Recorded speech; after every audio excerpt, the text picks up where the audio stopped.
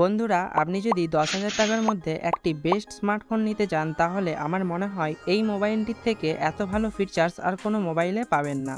কারণ মোবাইলটির স্পেসিফিকেশন জানলে আপনি অবাক হয়ে যাবেন। এই দামের মধ্যে ভাবা যায় না মোবাইলটির এরকম পারফরমেন্স থাকবে বলে।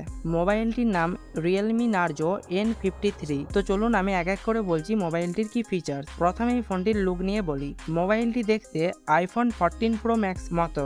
মোবাইলটির back panel rear gold filament coating দিয়ে তৈরি, যার নাম ক্যালিফোর্নিয়া সানশাইন। এই ব্যাক প্যানেলের উপর আলো পড়লে তা জ্বলজ্বল করে উঠবে। আর ডিভাইসটি খুবই পাতলা, অর্থাৎ মাত্র 7.49 mm থিকনেস। এই ফোনটিতে রয়েছে 6.78 inch full HD plus IPS LCD display, যেটি 90 হার্টজ রিফ্রেশ রেটের সাথে থাকছে। পারফরমেন্সের জন্য এতে ব্যবহার করা হয়েছে ইউনিসক T612 প্রসেসর। মোবাইলটিতে 6GB র্যাম 128GB স্টোরেজ রয়েছে, যেটি 20,000 টাকার ফোনগুলিতে থাকে। বাট আপনি 6GB র্যাম 128GB স্টোরেজ 10,000 টাকার এই মোবাইলটিতে পেয়ে যাবেন। বন্ধুরা, আপনাকে বলে রাখি মোবাইলটির দুটি ভেরিয়েন্ট আসতে চলেছে। একটি 4GB র্যাম ও 64GB স্টোরেজ, যেটি 8,999 টাকায় পেয়ে যাবেন, এবং আরেকটি 6GB র্যাম ও 128GB স্টোরেজ, যেটি আপনি 10,999 টাকায় পেয়ে যাবেন।